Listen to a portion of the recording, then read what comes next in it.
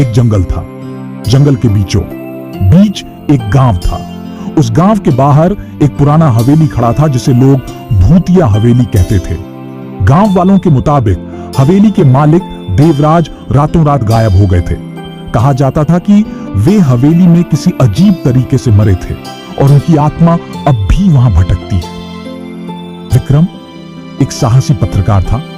उन्होंने इस कहानी का सत्य जानने के लिए हवेली में रात बिताने का फैसला करता है। उसकी योजना थी कि वह हवेली के रहस्यों को उजागर करेगा और गांव वालों की डर को खत्म करेगा।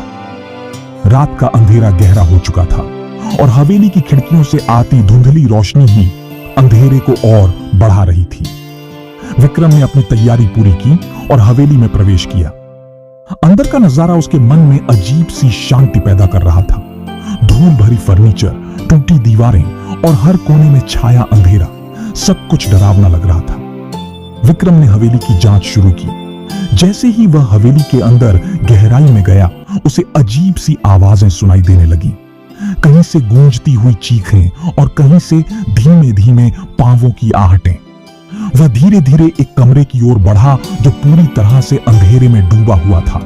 कमरे के अंदर एक पुराना दर्पण रखा था। विक्रम ने जैसे ही दर्पण पर ध्यान दिया, उसे लगा कि दर्पण के अंदर कोई उसकी ओर देख रहा है। उसने अपनी नजरें झुका दी, लेकिन तभी एक ठंडी हवा का झोंका आया और दर्पण की सतह पर खून से लिखे शब्द उभरने लगे। यहां से जाओ। विक्रम का दिल तेजी से धड़कने लगा। उसने जल्दी से दर्पण से नजर हटाई और कमरे के कोने में रखा एक पुराना लॉकर देखा। वह लॉकर खोलने की कोशिश करने लगा। अंततः लॉकर खुला और उसमें एक पुरानी किताब और एक धुंधला चित्र मिला। चित्र में देवराज की तस्वीर थी, लेकिन उनकी आंखें अजीब तरीके से चमक रही थी। विक्रम ने किताब खोली और पढ़ना शुरू किया। किताब में लिखा था कि देवराज ने हवेली के रहस्यों को छिपाने के लिए कई निर्दोष लोगों की बलि दी थी और उनकी आत्मा अब भी हवेली में बसी हुई थी। हर रात हवेली में नए आने वाले को अपनी जान का चुकता चुकाने को कहा जाता था। विक्रम ने समझा कि वह भी अब इसी कहानी का हिस्सा बन चुका है। उसने जल्दी से हवेली छोड़ने का फैसला किया, लेकिन जैसे ही उसने बाहर निकलने की कोशिश की, हवेली के दरवाजे अपने आप बंद हो गए। फिर अचानक हवेली में अजीब सी लहरें उठने लगीं। विक्रम की चीखें हवेली के अंदर ही गुम हो गईं। अगले दिन गांव वालों ने हवेली के दरवाजे खोले और विक्रम का कोई सुराग नहीं मिला। बस हवेली के अंदर की किताब और चित्र ही बाकी रह गए, जिसमें एक और चेतावनी लिखी थी। हर इच्छा को पूरा करने के लिए खुद को इस हवेली का हिस्सा बनाना होगा। अब हवेली को देखना, सुनना और वहां रहना किसी की भी हिम्मत नहीं रही।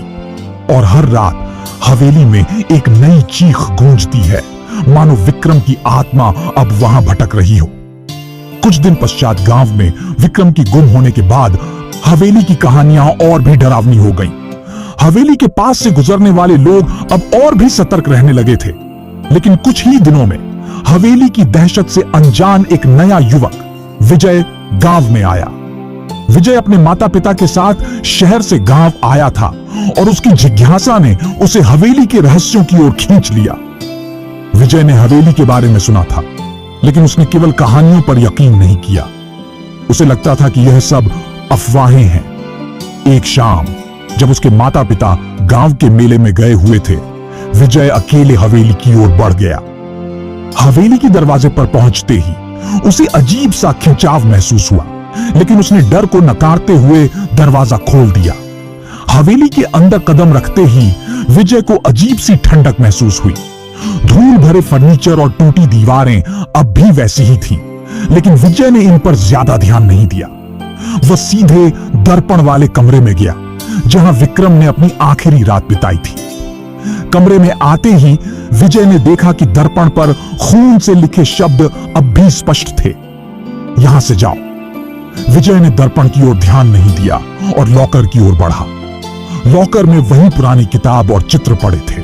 विजय ने किताब को उठाया और पढ़ना शुरू किया। जैसे जैसे वह पढ़ता गया, हवेली के रहस्यों की भयावहता उसके दिमाग में समाने लगी। उसने देखा कि किताब में लिखा था कि हवेली की आत्मा किसी को भी अपने साथ जोड़ना चाहता है और जो भी हवेली में आता है उसे एक कीमत चुकानी पड़ती है। विजय ने किताब को बंद किया और हवेली के बाहर जाने की कोशिश की, लेकिन जैसे ही उसने दरवाजा खोला, पाया कि बाहर की दुनिया में अजीब सा धुंध भर गया था। उसने दरवाजा बार बार खोला, लेकिन हर बार वही अंधेरा और धुंधला दृश्य दिखता। फिर अचानक हवेली के कोनों से अजीब तरह की आवाजें आने लगी।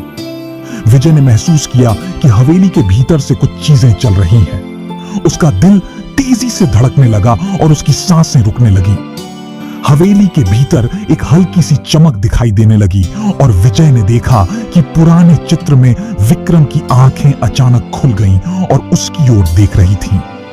विजय ने जैसे ही कमरे से बाहर निकलने की कोशिश की, हवेली की खिड़कियां और दरवाजे अपने आप बंद होने लगे। उसकी चीखें हवेली के अंदर गुम हो गईं।